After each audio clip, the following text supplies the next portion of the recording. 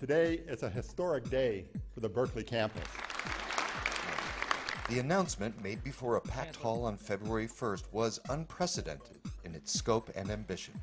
6 months ago, we announced that BP would establish an institute to perform groundbreaking research aimed at probing the emerging secrets of bioscience and applying them to the development and production of new and cleaner energy. I'm pleased to announce our search is over. BP has entered a strategic partnership with the University of California at Berkeley and its partners, the University of Illinois at Urbana-Champaign and the Lawrence Berkeley National Laboratory to establish the Energy Biosciences Institute.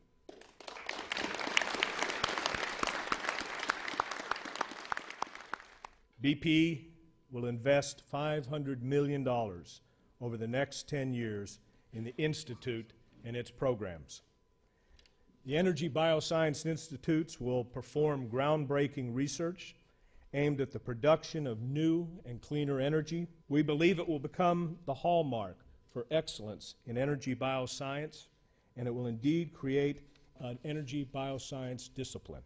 The Energy Biosciences Institute will support and guide research in both new and existing facilities across campus at the Lawrence Berkeley National Laboratory and the University of Illinois. The Institute will help to combine and focus the power and passion of scientists from a wide variety of disciplines and departments, everything from synthetic biology to social systems. Thanks to UC Berkeley and BP, we will be the world center for biofuel research. And the work that is done here will put these fuels into the mainstream as soon as possible.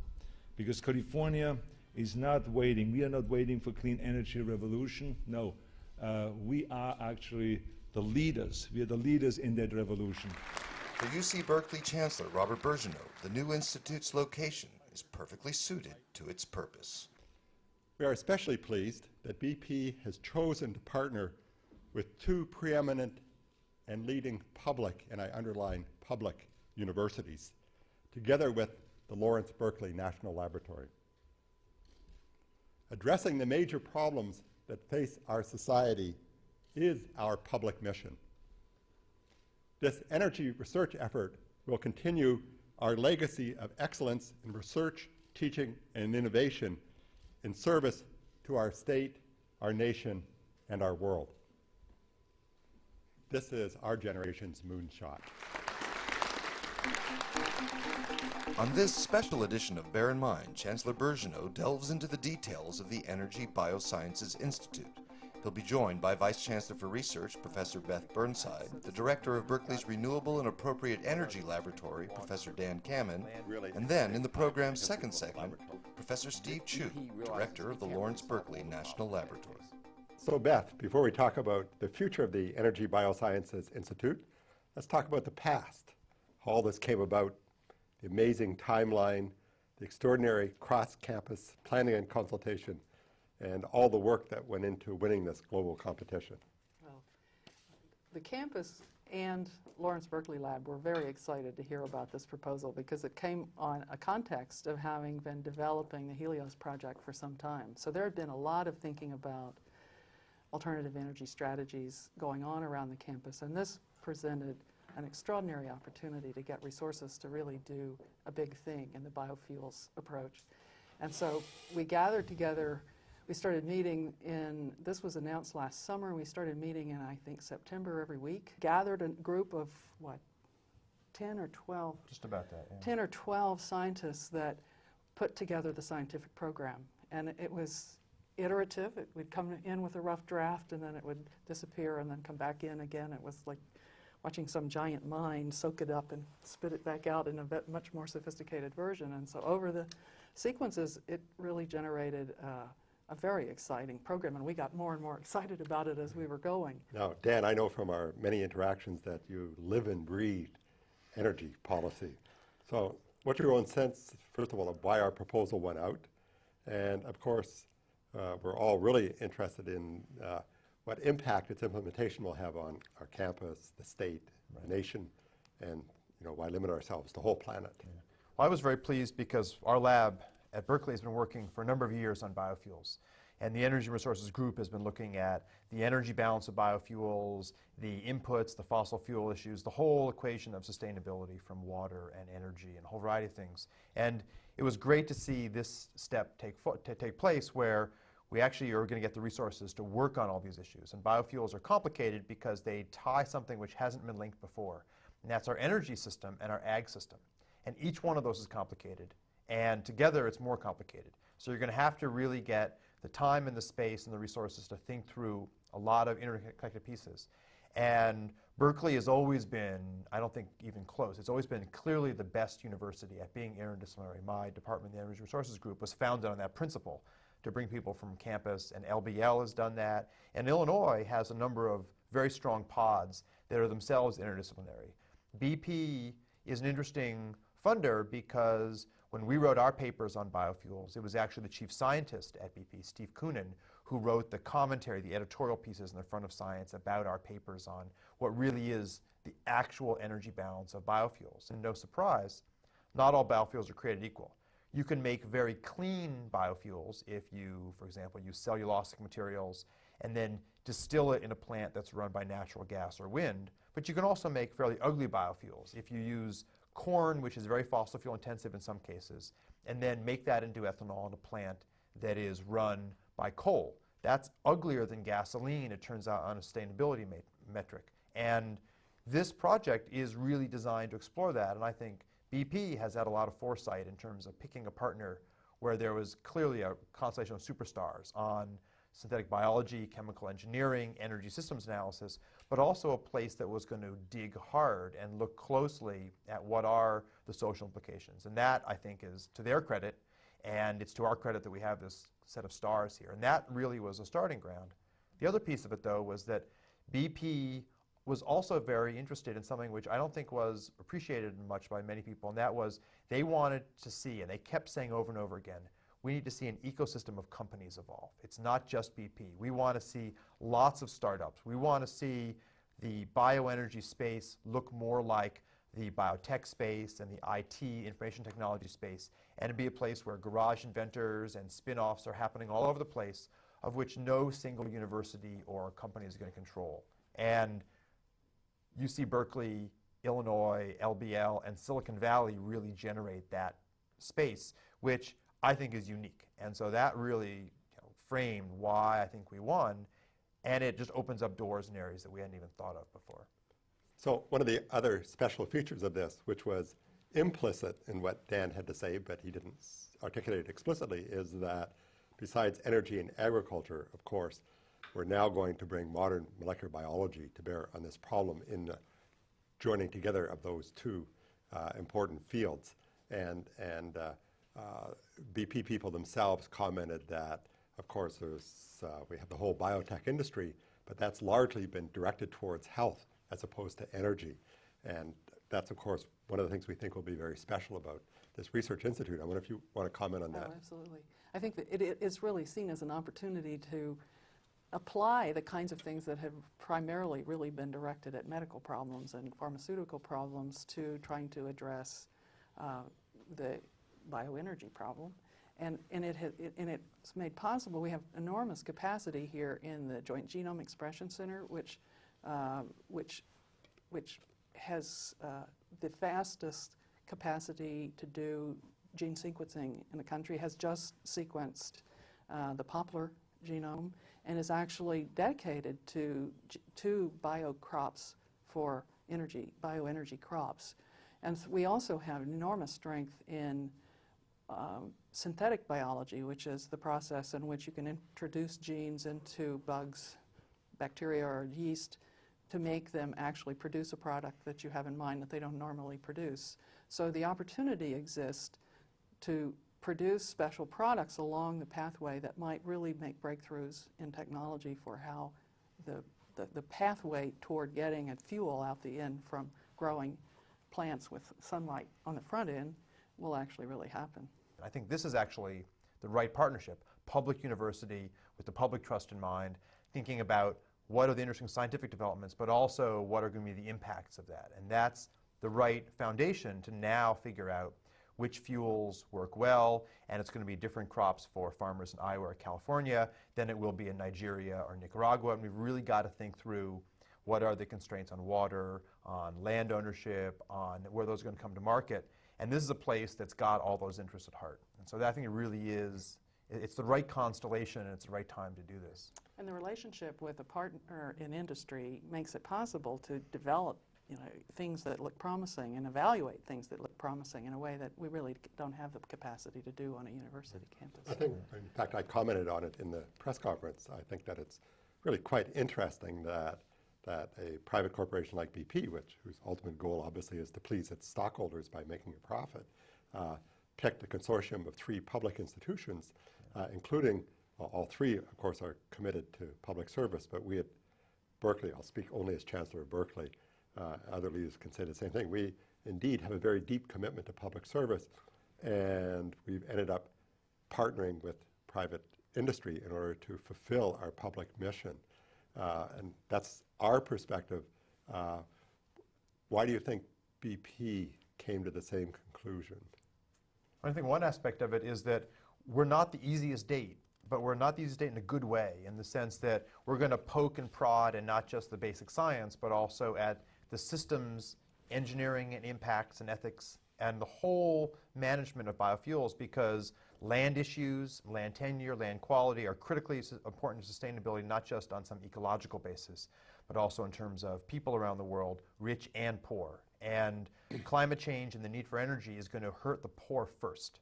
They're going to be much more vulnerable. They already pay more than the rich do on a percentage basis for energy. We're going to need to think through crops that benefit people and don't set up a conflict between food and fuel. And Berkeley has the biggest collection of social scientists actively interested in the environment of any university in the world. It's actually not even close when you're trying to find a second one. This place is going to kick the tires on all interesting innovations, technologies, and some that look great in the lab.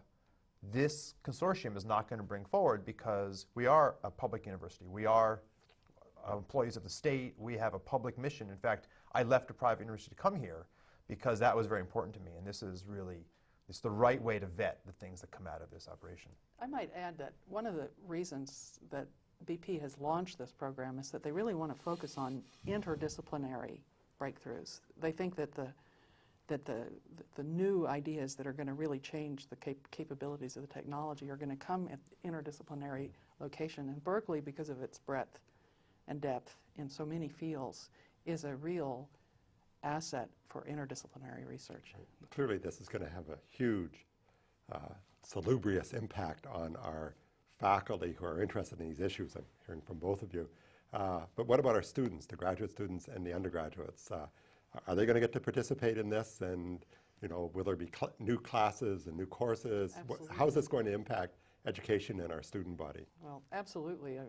First of all, there are going to be about 25 plus faculty on the Berkeley campus that are going to be involved in this project. I would say that a lot of the research money that's going to be the direct costs of the research is going to go to funding graduate students.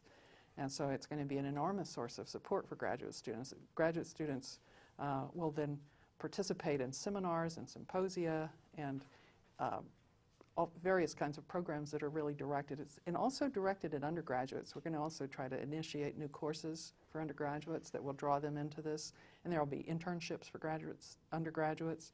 So there's a large component of the program that is directed at attracting and training a new generation of scientists and engineers and social scientists interested in bioenergy in the future. So for both of you, now we've had the exciting part of writing a proposal, talking through in a preliminary way, intellectual property agreements, that kind of thing, right? And of course, as you well know, and indeed I actually know that you're working on this in full time, what's next? How do we move forward? We don't have a contract. The proposal is what we put forward as a starting place for a discussion, and so now we're sitting down to develop the contract of how this will actually work and how it will happen. And so that's now launched, and we're setting up the teams that will be working on that, and it's going to be going forward now. We hope to have an interim agreement so we can get started on some things, but the formal launch of the program will be July 1st. I think a part of it that we worked pretty hard on in the proposal writing was that this really looks like previous agreements that universities had with industry. It's a bigger version. It's not breaking new ground on any legal front that I'm aware of. It has, I think, very clear and very sensible divisions on intellectual property work done on the UC Berkeley side or the Illinois side is theirs, as it always has been in granting relationships with the university. To me, the exciting piece, though, is that we've got real strength in doing the plant biology and doing the insertion of the synthetic biology, and we are, I think, unique as a place that's got the right mix of social science to really explore, and not just as ambulance chasers, not just to look at this project after it's going on or to kick the tires in the labs, but to allow what we want to come out of it to lead the process. Another aspect of this, and this is a point Steve Chu, whom I'm going to talk to later, has made, which I agree with completely, is that among other things, in partnering with a big energy corporation like BP, one of the major advantages from my point of view is that they have the skills that we will need to take our research from the laboratory, as I say, to the fuel pump. And that in order to fulfill our social mission in this very important area, we actually must partner with industry. Otherwise, we're not going to have the beneficial impact on society that we want to have, and we're not going to end up fulfilling our mission.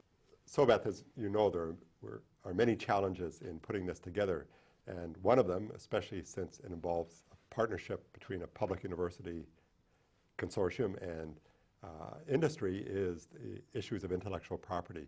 Maybe you can talk a little bit about that. Okay. The strategy for this is tried and true procedure that we've used in other industry contracts. So this is really an industry-sponsored research contract with the provisions that the research that's done on the Berkeley campus in Berkeley with Berkeley faculty is going to belong to us. That's ours. Any research that's conducted purely by the BP personnel will be theirs. And any research that involves participation where intellectual property arises out of the collaboration between the two will be jointly owned. And we have other examples of that kind of arrangement that we've had in the past, and they've worked well for us. So even though BP will be funding the research done by Berkeley faculty and students, nevertheless, we will own the intellectual property. Is that right? UC Berkeley will own the intellectual property. Yeah, excellent. And what about the idea that people will suddenly start doing things that they might not otherwise do just because the resources are available? That's sort of the way research works. I hope that happens. I mean, we've been underfunding energy research for decades, Right. and it's been underperforming as a result. So opening up those doors, I think, is the key, the key part of any such agreement, this one in particular. It's nice to see the focus where we've been lacking for a long time. What we really care about in terms of greenhouse gases is the carbon. And if it's a biofuel or a fossil fuel or something else like a plug-in hybrid, all of those are going to be graded on their carbon, not on some arbitrary standard like all biofuels are good, which they're not, and all fossil fuels are bad, which they're not. This is a campus where we'll look at the whole picture, and there's basic research on all of those. I would add, actually, to my facetious answer a minute ago that in reality, the areas that we have proposed to do here were research that we were already wanting to do anyway. Right. All 25 of these faculty have been very much wanting to do this kind of research. So the opportunity to compete with very outstanding other research universities to get this, and then get the opportunity to use these resources for this kind of research, is just advances a program which we were calling Helios, which we already had in place. One of the other interesting questions actually connected with the fact that, as we well know, many of our faculty were already working on these issues or wanting to work on them and were resource limited. And I hardly want to seem as if we're not grateful, but is $500 million over 10 years enough? Can we produce the breakthroughs that we need to with that scale of funding? I'll have to turn that question. I mean, that's a tricky one. 500 million doesn't go as far as it used to. Not in a bad way, but in a good way, because it takes about $500 million to bring a new drug to market. It actually takes about that much money to bring a new car, even a fairly unimaginative new car. The Mini, the PT Cruiser, about $500 million to bring them up. So this is the right kick. It's the right direction. It's an area where we think is ripe. We've been looking at this for a while, but it's hardly going to dominate the landscape. And what that means is that we need to be as smart per dollar in this area, in other areas. I think we've got the chance to really open up sustainable biofuels in a lot of areas in this, but it's hardly one that is going to swamp the system, and it's one that's going to make linkages that would not have happened otherwise. Berkeley working with Illinois is an excellent partnership, and this private sector vetting of some of the things is something that we don't always get right away, and the energy space has lacked bringing good ideas to market for some time. So this is a way to really, tie a lot together. Another thing that BP brings up is that there's always a tendency with university research to optimize one part of the chain. And if you just optimize one part of the chain, you may suboptimize the entire chain. And so what they want to do is look at the entire chain from sunlight to fuel and make sure that when there's an integration across that whole pathway that is really optimizing the whole pathway, not a particular issue. And that just doesn't happen anywhere else. That's unique about this project. So thank you, Beth and Dan. This has really been extremely enjoyable. And I'm going to again thank both of you for the incredible work you did to make this possible. And we're all excited to see what comes out of this. Thanks a lot. Thank you. Up next, more on the science and significance of the Energy Biosciences Institute from the director of the Lawrence Berkeley National Laboratory, Nobel Prize-winning physicist Steve Chu. Steve, welcome. Thank you. So in the previous segment, I talked to Beth Burnside and Dan Kamen about the new Energy Biosciences Institute.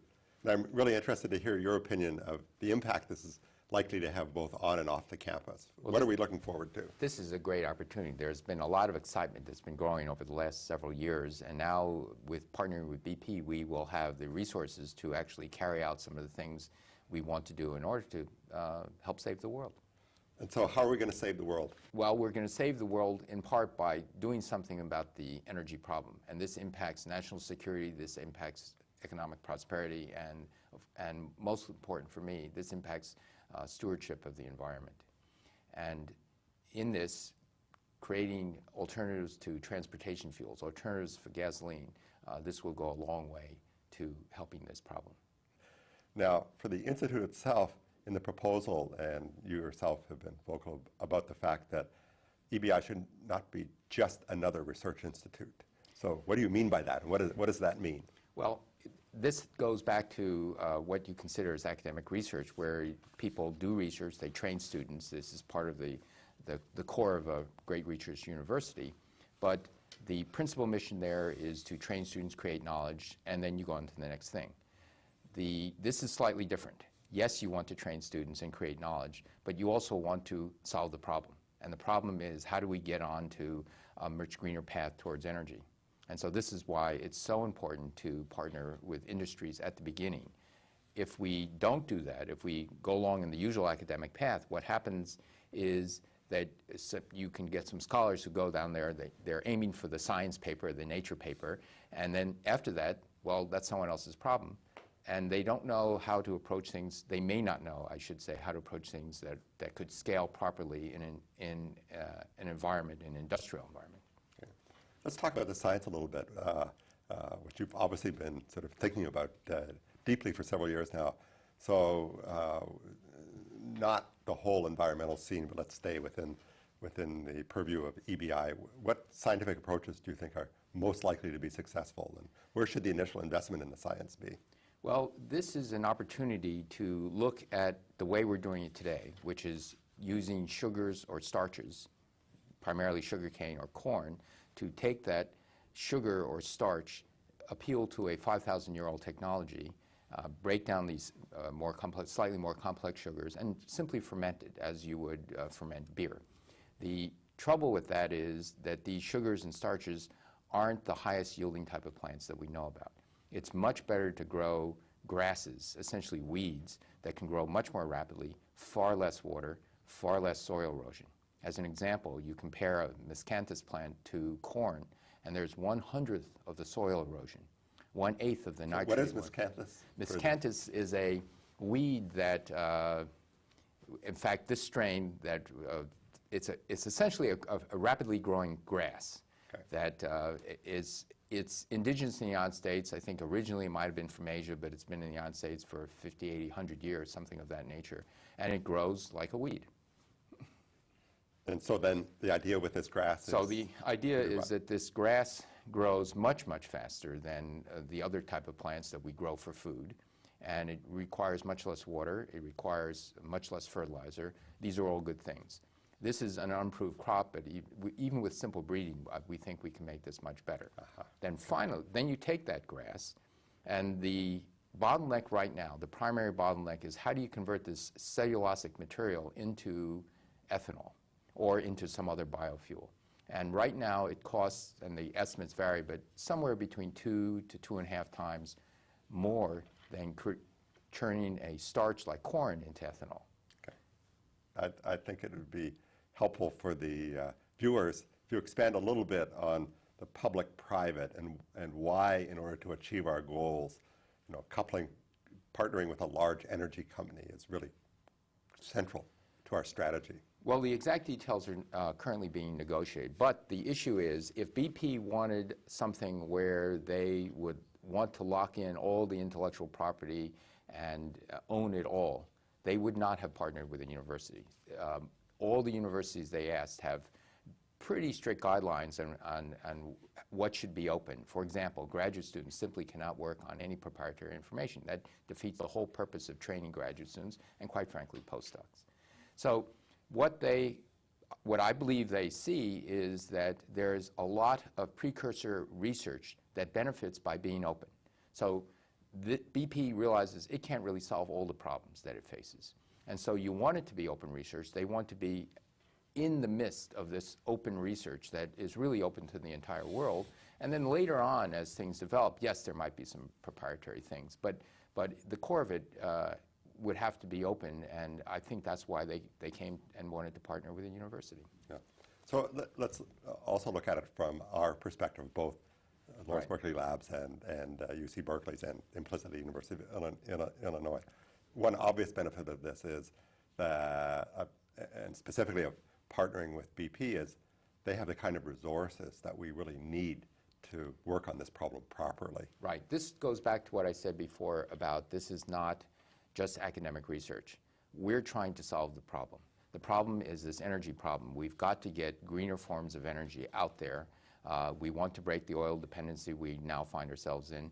There are many, many reasons why this is fundamentally a good thing, but it's not only fundamentally a good thing, we don't have that much time. I think within the next 1 or 2 decades, if we don't get a pathway to far less carbon dioxide emissions and other greenhouse gas emissions, we're going to be in serious trouble. So if you wanted to take the path of normal... We being planet Earth. We being planet Earth, and we being UC Berkeley and the Berkeley National Lab. Suppose we say, yes, we want to solve the problem, and we want to get a concerted effort to solve the problem.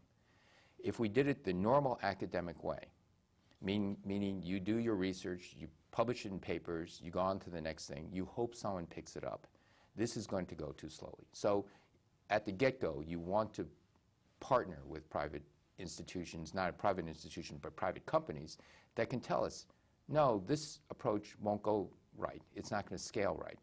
We know about biorefineries, a company might say, or we know about this. And so you want to get their very deep knowledge about industrial strength processes in with the scientists doing some basic research at the beginning. I think many people know this, but not all, that you yourself have been really, I wouldn't quite say fanatically, but I know from many, many conversations, very intensely devoted to the problem of development of clean and sustainable energy sources. Maybe you can talk a little bit about where this passion came from and what your ultimate goals are here. Well, I think it, like many other people, many other concerned citizens, maybe 5 or 6 years ago, I began to take these dire predictions of climate change more and more seriously. As I looked more and more into this, I said, well, yes, in those days, maybe 5 or 6 years ago, there was a little bit of doubt.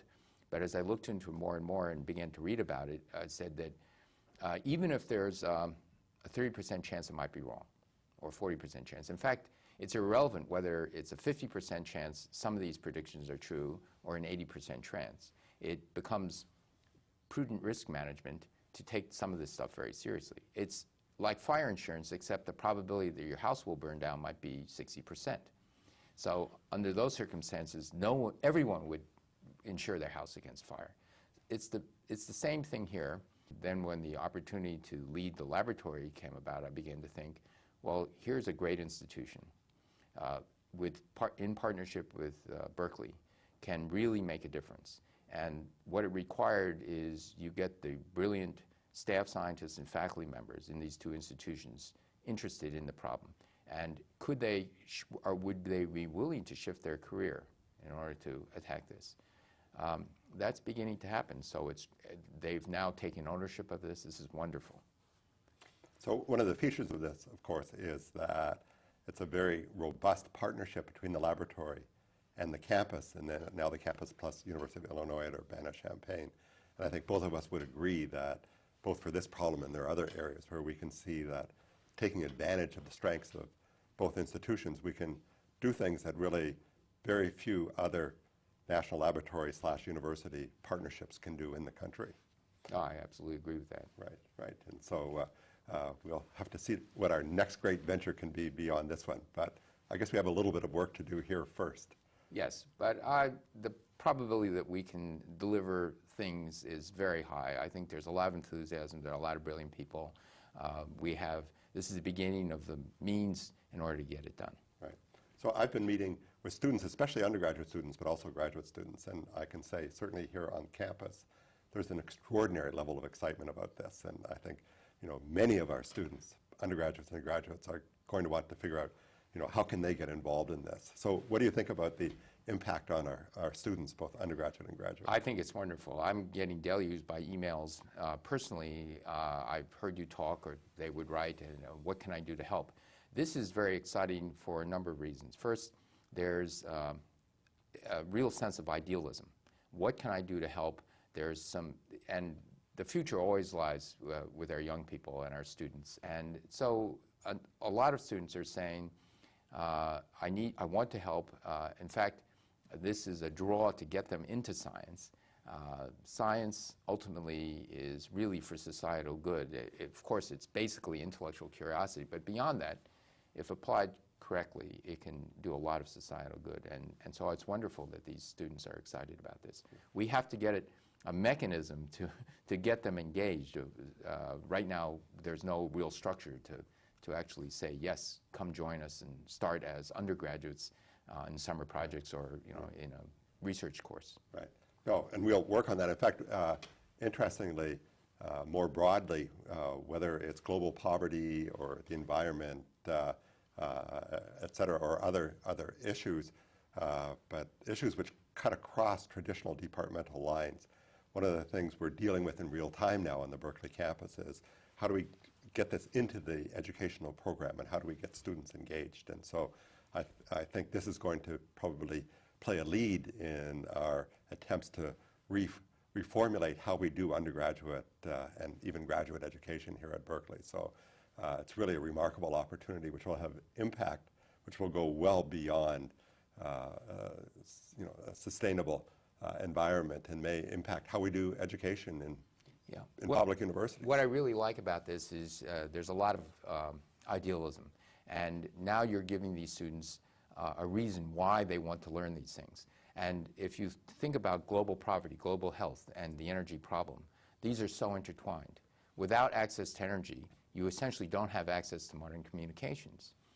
You now can get wireless local webs that can connect via satellite to the outer world. But without electricity, you don't have access to that. With power or energy, you can have access to clean water, you can have access to clean night lighting, you can have access to all sorts of things. So these things are very much intertwined with each other. So exciting. So energy first, global poverty second, and perhaps we'll have a list which goes on indefinitely. Global health you mentioned already. Yes. I think they all come together. That's the wonderful thing about it. You don't have to prioritize it.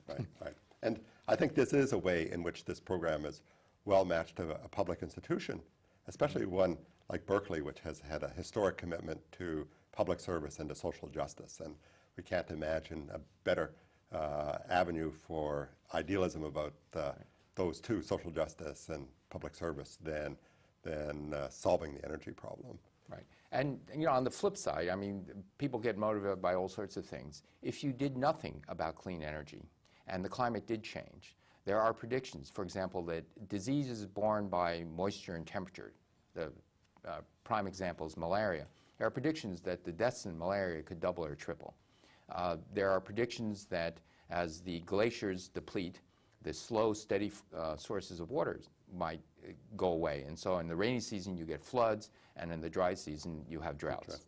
And so fixing this problem actually will have profound impact on people all over the world, especially the poorer segments, because they have no opportunity to move elsewhere, to use money, if you will, to adapt. So our goal is to prevent ourselves from hitting the tipping point, which would destabilize the entire Earth system as we now have it. Well, there are changes going on now. There are predicted changes that they range, but something along the lines of 0.8 degrees centigrade are already in the system. There are tipping points that we don't know about. These predictions are not robust, but one tipping point, for example, is there is a tremendous amount of carbon in the frozen tundra in Canada, Alaska, former Soviet Union. At some temperature, this stuff is going to be released, and so it jumps up very suddenly. And then at that point, you've got, many people feel, if that is released, then you've gone to a point where there will be really harsh changes. So Steve, thank you. It was terrific. And of course, this is a really exciting time in the history of both the laboratory and the campus. All right. Great. Thank you. Thank you. Thanks for joining us for this special edition of Bear in Mind. For more information on the Energy Biosciences Institute and other news from the Berkeley campus, please visit newscenter.berkeley.edu.